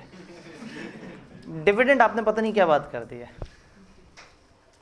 देखिए लॉजिकली मुझे कई दफ़ा लगता है कि इन्होंने अजीब सी बात की है, ये बात यूँ होती तो ज़्यादा अच्छी होती। तो आप ऐसी सारी तजावीज़ गवर्नमेंट ऑफ पाकिस्तान को भेजें, लेकिन अपने जज्बात हमारे अपनी तक रहेंगे, जो कानून में लिखा हुआ है हम उसके साथ खिलवाड़ नहीं कर सकते। तो बहुत सारी ऐसी बातें जो इलॉजिकल हैं, हो सकता था कर देना चाहिए था इन्हें, लेकिन नहीं किया। जब नहीं किया तो ऐसे में हम कहें इन्हें ऐसा करना चाहिए था, ये ऐसा सोच लेते, हम पेपर देने के बाद सुकून से सोचेंगे कि इन्हें क्या करना चाहिए और सुकून से ईमेलें भी करेंगे गवर्नमेंट के इदारों को। लेकिन फ़िलहाल जो लिखा है वो अच्छा नहीं भी है तो भी हमें याद करना पड़ेगा। डन। कई जगह फ़ाइन देख के लगता है इतना सा फ़ाइन ज़्यादा होना चाहिए, कई जगह लगता है इतना ज़्यादा फ़ाइन, तो वो कानून बनाने वाले वो अंधे हैं, उन्हें नज़र ही नहीं आता। आपने नहीं देखा वो कानून को, वो तराजू पकड़ा हुआ होता है, आंखों पे पट्टी बंधी हुई होती है, तो कानून वाले अंधे होते हैं, कानून के रखवाले होते हैं असल लोग। ठीक, वो असल लोग होते हैं। मतलब ताकि आप अगर मेरा कोई कहीं और से कोई क्लिप निकाल के दें तो मेरे पास भी एक क्लिप हो जिसमें मैं कहूँ मैं तो क्लास में कह रहा था कि कानून के रखवाले अच्छे लोग होते हैं। लें जी, शेयर्स और कैश, ये वाली बात समझ आई। अब डिविडेंड की अप्रूवल की बात करते हैं। डिविडेंड की काइंड्स कितनी हैं, या टाइमिंग के हिसाब से हम बात करें तो एक डिविडेंड फाइनल डिविडेंड होता है, एक इंटरिम डिविडेंड होता है। फाइनल डिविडेंड साल के एंड पे आता है। पहले डायरेक्टर्स रिकमेंड करते हैं, डायरेक्टर्स मेंबर्स को कहते हैं हालातों वाक़यात के तनाजुर में हमें लगता है कि इतना डिविडेंड होना चाहिए। फिर मेंबर्स की बारी आती है, वो एजीएम में आके, यानी कि जब उन्हें नोटिस भेजते हैं डायरेक्टर्स, तो नोटिस में बताते हैं हमारे दिल है कि डिविडेंड इतना हम रिकमेंड करें। मेंबर्स जब एजीएम में आते हैं और मेंबर्स को अगर डायरेक्टर का फैसला अच्छा नहीं लगा तो वो चाहें तो डायरेक्टर के रिकमेंड किए हुए डिविडेंड को कैंसिल कर दें, चाहे तो उसे ख़त्म कर दें, चाहे तो उसे कम कर दें, चाहे तो उसे अप्रूव कर दें। मेंबर्स के पास खुल्लम खुल्ला इख्तियार है कि वो उस डिविडेंड के साथ कोई भी नीचे की तरफ ले जाने वाला काम कर सकते हैं, यानी मेंबर्स उसे बढ़ा नहीं सकते। डायरेक्टर ने जो अमाउंट रिकमेंड की है तो लॉ ये कहता है कि डिविडेंड डायरेक्टर अप्रूव नहीं करेंगे, ये असल में मेंबर्स हैं जो अप्रूव करते हैं। और मेंबर्स के पास पूरा कुल्ली इख्तियार है कि डायरेक्टर की रिकमेंड की हुई अमाउंट नहीं पसंद आई तो वो उसे बिल्कुल कम कर सकते हैं, 100% कम कर सकते हैं अगर उन्हें अच्छा नहीं लग रहा तो। बढ़ाने का इख्तियार नहीं है, ये आपने जुमला जहन में रखना है। इंटरिम डिविडेंड में क्या होता है, मेंबर्स की बारी नहीं आती, रिकमेंड और अप्रूव डायरेक्टर्स ही कर रहे होते हैं, रिकमेंड भी वही कर देते हैं, अप्रूव भी वही कर देते हैं। तो डायरेक्टर्स इंटरिम डिविडेंड जिस दिन रिकमेंड एंड अप्रूव करते हैं उसी दिन हम कहते हैं डिविडेंड डिक्लेयर हो गया। जबकि इस केस में जब मेंबर्स ओके करेंगे तब हम कहते हैं डिविडेंड डिक्लेयर हो गया। फिर एक तीसरा मामला भी होता है, समटाइम क्या होता है डायरेक्टर्स ना बुक्स वगैरह बंद कर देते हैं इंटरिम डिविडेंड में। फाइनल डिविडेंड साल के एंड पे आना है, सबको पता होता है, सब एजीएम के आसपास इंतजार करते हैं, उनको डिविडेंड मिल जाता है। इंटरिम साल में कभी भी आ सकता है, तो हो सकता है किसी भी वक्त अचानक से डिविडेंड आए और बंदे ने 2 दिन पहले अपना शेयर बेचा हो, या एक बंदे ने 2 दिन पहले शेयर लिया हो और अभी तक अपने नाम पे ना कराया हो और डिविडेंड मिल जाए पुराने वाले बंदे को। तो कंपनी वाले समटाइम अनाउंस करते हैं बुक क्लोजर। आप बताएंगे, तमाम लोगों को नोटिस भेजेंगे, आप कहेंगे हमारी बुक्स ये 5-6 दिन बंद रहेंगी, यानी आज नोटिस आ जाएगा कि आज से फ़र्ज़ करें 20 दिन बाद हम अपनी 5 दिन के लिए बुक्स बंद कर रहे हैं और उसके बाद हम डिविडेंड देंगे। तो जो जो लोग चाहते हैं कि उनको डिविडेंड मिले वो उन 5 दिनों से पहले अपने नाम रजिस्टर में डाल दें। चूँकि उन 5 दिनों में रजिस्टर बंद होगा, हम रजिस्टर में कोई नई एंट्री रिकॉर्ड नहीं करेंगे, वो 5 दिनों में हम अपनी प्रोसेसिंग करेंगे और जो जो हमारे रजिस्टर में मेंबर आ रहे हैं उनके नाम पे डिविडेंड वारंट, चेक या इस तरह की वर्किंग बना देंगे। तो सम टाइम कंपनी बुक्स बंद करती है, तो बुक्स बंद होने के पहले दिन जिन लोगों का नाम रजिस्टर में लिखा होता है उनको डिविडेंड मिलता है। तो इस केस में डायरेक्टर्स ने आज अनाउंस कर दिया कि हम डिविडेंड दे रहे हैं, लेकिन 20 दिन बाद बुक्स बंद कर रहे हैं। तो फिर क्या होगा, जो डायरेक्टर ने बुक क्लोज होने का टाइम बताया वहां से काउंट करेंगे कि डिविडेंड डिक्लेयर हो गया। क्योंकि रूल ये है कि डिक्लेरेशन के 10 वर्किंग डेज के अंदर अंदर डिविडेंड पहुंचाना होता है। डिविडेंड डिक्लेयर होने के 10 वर्किंग डेज के अंदर अंदर डिविडेंड पहुंचाना होता है। अगर आप 10 वर्किंग डेज में डिविडेंड नहीं पहुंचाएंगे तो मिस्टर चीफ एग्जीक्यूटिव को पनिशमेंट हो जाएगी काफ़ी हैवी, उसे 5 to 5 का जुर्माना हो जाएगा। 5 इज़ 5 मिलियन, 2 इज़ 2 साल की कैद, अगला 5 इज़ 5 साल का बैन, 5 साल तक वो किसी कंपनी का डायरेक्टर या चीफ एग्जीक्यूटिव नहीं बन सकता।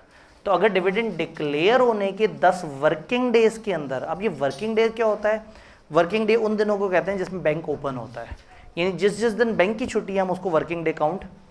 तो डिविडेंड डिक्लेयर होने के 10 वर्किंग डेज में मिल जाना चाहिए लोगों को। अब ये डिक्लेयर किस दिन को कहते हैं, फाइनल डिविडेंड में एजीएम को डिक्लेरेशन कहते हैं। इंटरिम डिविडेंड में अगर बुक क्लोजर नहीं है तो डायरेक्टर्स की मीटिंग जब उन्होंने डिक्लेयर किया वो है डेट ऑफ डिक्लेरेशन, और अगर बुक क्लोजर भी है जिस दिन बुक क्लोजर स्टार्ट हुआ वो डेट ऑफ डिक्लेरेशन है। उसके 10 वर्किंग डेज के अंदर अंदर डिविडेंड देना है, नहीं तो चीफ एग्जीक्यूटिव को सजाएं हो जाएंगी। यहाँ तक बात समझ आई। आगे एक लिस्ट है, तो उस लिस्ट तक जाने से पहले जितना हमने पढ़ा है ज़रा जल्दी से उसको देख लेते हैं। ये बेचारा होश खो बैठा, बंद तो नहीं हो गया दोस्त? आप ऐसा नहीं कर सकते, मेरे ख्याल में इसका चार्जर नहीं लगा हुआ और हमारा लैपटॉप। अब आपकी किस्मत है, अब आपको वो वाले पॉइंट भी पढ़ने पड़ जाएंगे। मेरा था कि चलो कुछ दिखा दूँ और फिर आखिरी वाली चीज़ फिर बाद में देख लें। डिविडेंड 10 दिन के अंदर अंदर नहीं भेजा, 10 वर्किंग डेज के अंदर अंदर अगर नहीं भेजा तो कौन फंसेगा? Chief executive. This is allowed कि चीफ एग्जीक्यूटिव कहे भाई एक बड़ी शदीद जेन्युइन रीज़न थी जिसकी वजह से मैं डिविडेंड नहीं भेज सका। वो शदीद ज़रूरी रीज़न लॉ ने 4-5 डिफाइन कर दी। नंबर 1, अगर वो कह दे ऑपरेशन ऑफ लॉ था, लॉ के गुर्दे का ऑपरेशन हो रहा था, मैं क्या करता, मैं वहाँ पे मौजूद था। तो लॉ का ऑपरेशन क्या होता है? लॉ का निफाज था, लॉ लागू था। ऑपरेशन ऑफ लॉ का मतलब है कोई कानून ऐसा आया हुआ था जिसकी वजह से मैं पेमेंट नहीं कर सका। आप जिसको पेमेंट करने लगे थे गवर्नमेंट ने मना कर दिया इसको पेमेंट नहीं करनी। आप जिस शहर वारंट भेज रहे थे उस शहर के बाहर कर्फ्यू लगा हुआ था और गवर्नमेंट ने रास्ते बंद किए हुए थे और कहा था खबरदार अगले 15 दिन तक किसी भी किस्म का कोई भी लेटर इस शहर के अंदर नहीं आएगा। किसी कानूनी वजह से अगर आप डिविडेंड नहीं दे सके तो ये ऑपरेशन ऑफ लॉ है। नंबर 2, डिविडेंड रिसीव करने के राइट में कंफ्यूजन थी। डिविडेंड रिसीव करने के राइट में कंफ्यूजन थी। आपने डिविडेंड जिसको देना था उनमें आपस में इख्तलाफ था। एक बंदा मर गया और उसके बच्चों में अभी तक झगड़ा चल रहा है कि बाप के शेयर का मालिक कौन है। अगर कंपनी वालों को पता है कि इनका आपस में झगड़ा है तो डिविडेंड भेजने का मतलब है आप उनके झगड़े को हवा दे रहे हैं। वो पहले ही उन शेयर्स के लिए लड़े हैं, आप डिविडेंड के लिए भी लड़ेंगे। तो कंपनी होल्ड कर सकती है अगर डिविडेंड रिसीव करने के राइट में कन्फ्लिक्ट हो। अगर उस शेयर होल्डर ने कंपनी के पैसे देने हैं, उसने मेमोरेंडम की कॉपी ली थी, आपने कहा हाँ भाई आपकी इतनी फीस बनती है, और वो भाग गया बगैर फीस दिए। अब डिविडेंड देने का टाइम आया, वी आर अलाउड कि हम उसका डिविडेंड होल्ड कर सकते हैं। फिर समटाइम शेयर होल्डर एक इंस्ट्रक्शन देता है और वो इंस्ट्रक्शन फॉलो नहीं हो पा रही होती। शेयर होल्डर एक इंस्ट्रक्शन देता है, वो कहता है मेरा डिविडेंड आपने मेरे तक यूं पहुंचाना है, और वो इंस्ट्रक्शन ऐसी हो जो कंपनी फॉलो ना कर पाए या ना कर सकती हो। उसने बहुत ही पेचीदा सी डायरेक्शन दे दी आपको, डिविडेंड वारंट आपने उसको पहुंचाना है, उसने कहा जी मेरा तो एरिया ही चेंज हो गया। जब उसका एरिया ही चेंज हो गया तो डिविडेंड वारंट कैसे पहुंचे? तो उसने डिविडेंड वारंट पहुंचाने का एक बड़ा मुश्किल सा तरीका बताया, कंपनी उसको फॉलो नहीं कर सकती। कि फॉर एग्जांपल उसने कह दिया है कि जी आपने मेरा डिविडेंड वारंट उठा के जो है वो जौहर टाउन के जी ब्लॉक का जो पहली कचरे वाली जगह है उसके किनारे पे करके एक लाल ब्रीफ केस में रख देना है। अब कंपनी को लग रहा है कि ये थोड़ा सा ख़तरनाक मेथड है, शायद इस प्रोसेस को हम फॉलो ना कर सकें। तो अगर शेयर होल्डर ने इंस्ट्रक्शन दी और वो इंस्ट्रक्शन फॉलो ना हो सके, उसके अलावा भी कुछ ना कुछ चीज़ें इस तरह की हो सकती हैं, कोई ऐसी रिस्ट्रिक्शन हो सकती है जो लॉ बता दे, या SECP ने कहा है कि आपने शेयर होल्डर को तब तक डिविडेंड नहीं देना जब तक उसकी तरफ से सारे कवाइफ ना आ जाए। तो अगर एक शेयर होल्डर अपना NIC नंबर ना दे, अपना बैंक अकाउंट नंबर ना दे, तो फिर आप उसको डिविडेंड नहीं देंगे। तो डिविडेंड ना देने की 5 ऑथेंटिक रीज़न हो सकती हैं, 4 मेन रीज़न और 5वीं SECP डिफाइन कर सकता है। अगर इन रीज़न में से कोई रीज़न है तो डिक्लेरेशन के 45 डेज़ के अंदर अंदर अगर आप SECP को जाके कन्विंस कर देते हैं कि हाँ भाई मेरी ये जेन्युइन रीज़न बन गई थी, तो वो आपको बचा लेगा। अदरवाइज़ अगर आपने उनको भी कन्विंस नहीं किया और आप डिक्लेरेशन के 10 वर्किंग डेज़ में डिविडेंड नहीं दिया तो आपको पेनल्टी होगी। डन। अब सब कुछ इंग्लिश में पढ़ने का वक्त आ गया। शेयर होल्डर क्या रिकमेंड कर सकता है मेरा डिविडेंड? यस, ये ऑर्डर भी हो सकता है। डिविडेंड शेयर होल्डर को मिलता है या उसके ऑर्डर पे या उसके बैंकर को मिलता है। तो शेयर होल्डर अपना डिविडेंड किसी और के नाम पे भी डलवा सकता है, किसी और के बैंक अकाउंट में भी डलवा सकता है, उसकी मर्जी है।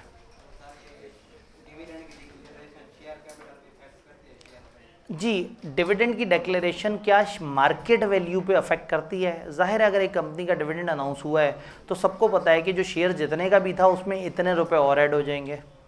तो MFA के अंदर आप देखेंगे मोस्ट प्रॉब्ली कि एक एक्स प्राइस होती है और एक आफ्टर दैट प्राइस होती है, यानी कि समटाइम डिविडेंड अनाउंस होने से पहले शेयर किसी और अमाउंट पे ट्रेड हो रहा होता है। और जब सबको पता होता है कि 4 रुपये पर शेयर डिविडेंड आ रहा है तो ऑटोमेटिकली लोग उस शेयर को महंगा ट्रेड करना शुरू कर देते हैं। तो समटाइम डिविडेंड मिलने से पहले ही जो शेयर प्राइस है वो डिविडेंड एडजस्ट करती हुई प्राइस हो चुकी होती है। तो डिविडेंड मिलने से शेयर की प्राइस पे फ़र्क पड़ता है। ज़ाहिर है एक शेयर जो है वो थोड़ा महंगा हो जाता है। मेरे पास एक शेयर है जो मैं आपको आज 14 रुपये का देने लगा हूँ, अचानक से पता लगता है कि इस पर 3 रुपये डिविडेंड भी आने वाला है, तो मैं 14 नहीं, मैं आपको 17 तो मैक्सिमम है ना, तो मैं शायद 16.5 में आपको बेचने की कोशिश करूँ।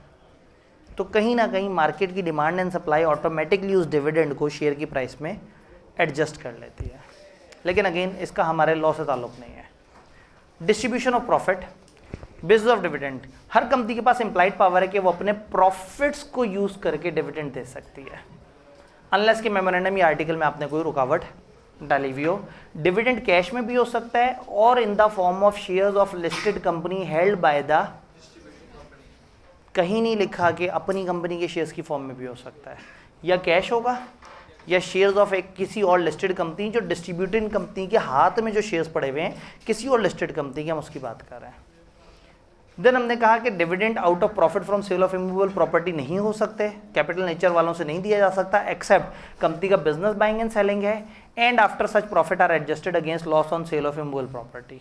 इस एंड को मिस्टेकनली हमारी किताब ने और ट्रीट किया है, टेक्निकली उन्होंने जो लीगल इंटरप्रिटेशन की है वो गलत इंटरप्रिटेशन की है, और जिसकी वजह से उन्होंने इसकी एक एग्जांपल आईकेप की किताब ने इसे और कह दिया, जिससे शदीद नज़रियाती इख्तलाफ है। सीए फाइनल में ये इशू चैलेंज करके मैंने वहाँ पे ठीक करवा दिया था, लेकिन कैफ लेवल पे जो है वो अभी तक इन्होंने किताब अपनी अमेंड नहीं की। ये एंड है ओरिजिनल सेक्शन के मुताबिक, जबकि इसको उन्होंने जिस तरह से इंटरप्रेट किया इन्होंने और मतलब लिया, तो वो कहते हैं कि या ये हो दोनों एक्सेप्शंस है, जबकि एक्सेप्शन है ये एंड उसके अंदर ये वाली कंडीशन। डिविडेंड अनरियलाइज गेन से, gain related to unsold property arising out of remeasurement वगैरह, इस तरह की अनरियलाइज गेन से डिविडेंड नहीं दे सकते। Then final dividend director propose करते हैं, मेंबर्स अप्रूव करते हैं। मेंबर्स रिड्यूस कर सकते हैं, एक्सेप्ट कर सकते हैं, और चौथा लफ्ज लिखना भूल गए, इंक्रीज नहीं कर सकते, ज़ाहिर है इंक्रीज करने का इख्तियार नहीं है। Can not resolve to increase the amount propose by director, paid within 10 working days of declaration. और डिक्लेरेशन किस दिन हुई है? जब मेंबर्स ने एजीएम में उसे अप्रूव किया है। कंपनी एक पेइंग एजेंट भी अपॉइंट कर सकता है डिस्ट्रीब्यूशन ऑफ डिविडेंड के लिए। कंपनी एक बैंकर से कहे भाई हमारे सारे डिविडेंड आपने बांटने हैं। कंपनी सीडीसी से भी कह सकती है कि आपके पास जो ऑनलाइन जिनके शेयर्स हैं उनके अकाउंट में पैसे डाल दो, मेरे से पैसे ले लो। कंपनी किसी बैंक से भी कह सकती है कि आप हमारे पैसे बांटें। तो कंपनी किसी पेइंग एजेंट को हायर कर सकती है, और पेइंग एजेंट नॉर्मली क्या होगा? बैंक होगा या इलेक्ट्रॉनिक सीडीसी होगा। अगर कंपनी जो डिविडेंड बांट रही है अगर वो खुद ही बैंक है तो वो ये काम खुद भी कर सकती है। जी, अगर पेइंग एजेंट ट्रांसफ़र ना करे तो भी कसूर तो आप ही का ही है, ठीक है। थर्ड पर्सन को तो आप जिम्मेदार है ना। कंपनी लोग आपसे पूछेगा, आप बाद में उस बैंक से पूछेंगे तुमने क्या किया मेरे साथ। तो बैंक को आप पेइंग एजेंट के तौर पर अपॉइंट कर सकते हैं। ये रेड से इसलिए लिखा हुआ है कि ये 2 अटेम्प्ट पहले हमारी किताब में डाला है, बल्कि 1.5 अटेम्प्ट पहले, पेइंग एजेंट की एक डेफिनेशन, और डलते साथ ही उन्होंने पूछ भी ली। शायद मैं जुमले को दूसरी तरह से ट्रांसलेट करूं, पूछते साथ ही किताब में डाल दी। मैंने आपसे कहा था कि एक आध दफ़ा आउट ऑफ सिलेबस सवाल, मतलब एक आध पार्ट में आया, तो इन्होंने पेइंग एजेंट की डेफिनेशन पूछ ली और बाद में एहसास हुआ कि पेइंग एजेंट तो एक्सप्लेन ही नहीं किया हुआ, सिर्फ एक हल्की सी लाइन लिखी हुई थी। तो जिस बच्चों ने सिर्फ उसी लाइन को रेप्लिकेट कर दिया उनको नंबर मिल गए। तो फिर उसी टाइम उन्होंने एक एग्जामिनेबल सप्लीमेंट दिया और उन्होंने कहा पेइंग एजेंट किताब में जगह आएगा, और अब जो किताब है उसमें पेइंग एजेंट की डेफिनेशन भी है। Paying agent means a bank or entity including a share registrar or central depository. कोई बैंक या कोई भी एंटिटी हो सकता है, शेयर रजिस्ट्रार भी हो सकता है, सीडीसी भी हो सकता है, appointed by company and have relevant approval of state bank of Pakistan के वो कैश डिविडेंड डायरेक्टली लोगों के बैंक अकाउंट में दे सकते हैं। बैंक में not be required to appoint a paying agent और may itself assume its function. अगर बैंक है तो बैंक खुद ही ये काम कर सकता है, फिर वो पेइंग एजेंट को अपॉइंट नहीं करेगा। ये बात समझ आई? इंटरिम डिविडेंड डायरेक्टर प्रपोज करेंगे और पे करेंगे, यानी कि खुद ही प्रपोज करेंगे, खुद ही तय करेंगे। 10 वर्किंग डेज में हो जाना चाहिए। ये 10 वर्किंग डेज कहाँ से शुरू होंगे? डायरेक्टर मीटिंग से। बुक्स वर नॉट क्लोज्ड, लेकिन अगर बुक क्लोजर हुआ था तो 10 days of commencement of book closure, वो जो बुक क्लोजर का टाइम है उसका जो स्टार्ट है वहाँ से 10 दिन काउंट होंगे।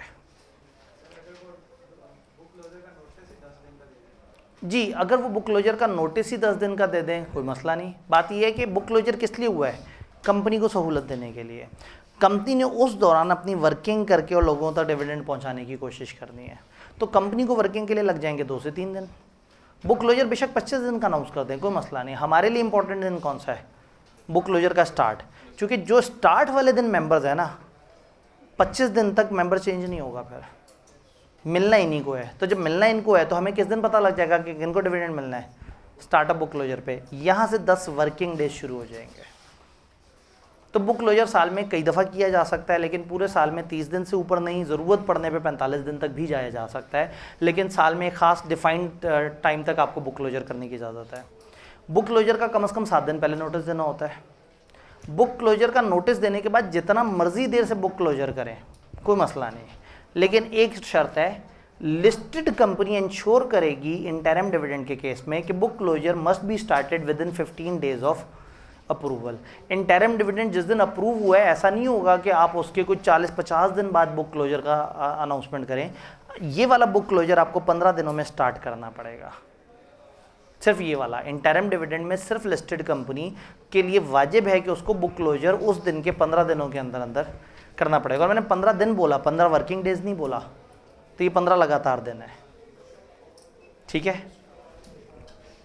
बुक क्लोजर किसे कहते हैं? उन्होंने कहा जी closure of register of members किसी ना किसी पर्पस के लिए, इसमें हमें हैंडल करते हैं, इस दौरान जो है वो कंपनी शेयर ट्रांसफ़र वगैरह की रिक्वेस्ट को हैंडल नहीं करेगी। ये इसलिए किया जाता है कि कट ऑफ डेट मिल जाए कि कौन कौन लोग हैं हमारे मेंबर। कंपनी 7 दिन का नोटिस देके बुक्स बंद कर सकती है, कितने भी दिनों के लिए, 30 दिन तक बंद कर सकती है। SECP एप्लीकेशन पे 30 दिन को मजीद 15 दिन की 45 दिन आप पूरे साल में आपको मिल सकते हैं। ऐसे लिस्टेड कंपनी में आपने notice of book closure Urdu English अखबार में भी देना है। ऐसा नहीं करेंगे तो लेवल 2 पेनल्टी होगी, लेवल 2 अलग से याद रखना होगा। फाइनली जल्दी से चलते हैं, डिविडेंड की पेमेंट लिस्टेड कंपनी में सिर्फ इलेक्ट्रॉनिकली पे किया जाएगा, बाकी कंपनियों में cross check, dividend warrant or electronic. Shareholder can change the option at any time during year through a written request with all requisite detail. Written request दे सकते हैं। अगर 10 वर्किंग डेज में नहीं होगा तो क्या होगा? एनी वन और both of the following penalty. Chief executive को या 5 मिलियन तक का फाइन हो जाएगा, या 2 साल तक की कैद हो जाएगी, या दोनों का कम्बिनेशन हो जाएगा। दूसरा, वो इनएलिजिबल हो जाएगा किसी कंपनी का डायरेक्टर चीफ एग्जीक्यूटिव अगले 5 साल तक। अभी बातें हमने पढ़ ली थी सारी, सिर्फ एक दफ़ा किताब पे देख रहे हैं। ये वो सरकमस्टांसेस हैं जहाँ पे इजाज़त मिल जाएगी आपको कि आप डिले कर सकते हैं। डिविडेंड अगर ऑपरेशन ऑफ लॉ की वजह से नहीं हो सका, शेयर होल्डर ने इंस्ट्रक्शन दी थी जिसको आप फॉलो नहीं कर सके, डिस्प्यूट है राइट ऑफ रिसीविंग डिविडेंड में, कंपनी ने payment of dividend withhold कर ली against any sum recoverable from shareholder, उससे पैसे आने थे आपने वो होल्ड कर लिया। और आखिरी चीज़ कि अगर कंपनी साबित कर दे कि उनका कोई कसूर नहीं है, if non payment of dividend या non posting of warrant was not due to any default on part of company. ये ओरिजिनल लॉ में थोड़ा सा डिफरेंट तरीके से लिखा है, किताब ने उसका सेंसर वर्जन पेश किया है। ओरिजिनली हम कहते हैं any other reason just an equitable. 1984 के लॉ में ऐसा था, फिर 2017 में उसने थोड़ा सा उसके अल्फाज साफ किए। एनी अदर रीज़न से होता था ये 4 रीज़न है और उसके अलावा कोई और रीज़न जो SECP को ठीक लगे। जब इतने बड़े बड़े फाइन्स और जुर्माने ऐड हैं तो SECP को जो रीज़न ठीक लगे, यानी इख्तियार SECP के पास चला गया, फिर SECP जिस भी रीज़न को ठीक मान ले, तो ये इसमें ज़रा थोड़ा सा मार्जिन आ जाता है खाने पीने टाइप का। तो इसलिए किताब ने कहा कि आप लोगों के मासूम अज़हान में ऐसी बात ना आए, तो उन्होंने कहा कि नॉन पेमेंट ऑफ डिविडेंड या non posting of warrant was not due to any default on part of. अगर कंपनी साबित कर दे कि कंपनी का कसूर नहीं था। कंपनी ऑल्सो विद होल्ड कर सकती है अगर SECP ने कुछ डॉक्यूमेंट्स या चीज़ें प्रिस्क्राइब की थी और आपने वो चीज़ें उस शेयर होल्डर से नहीं ली, तो भी आपका डिविडेंड विद होल्ड हो सकता है। डन। तो that is all about chapter 5 chapter 9। कल इंशाल्लाह ताला हम इस वीक का लास्ट लेक्चर कर रहे होंगे और हम चैप्टर 11 को कवर कर लेंगे। तो उससे हमारे ये जो 2 सिलेबस एरिया है 1 to 5 और 9-11 ये कवर हो जाएगा इंशाल्लाह।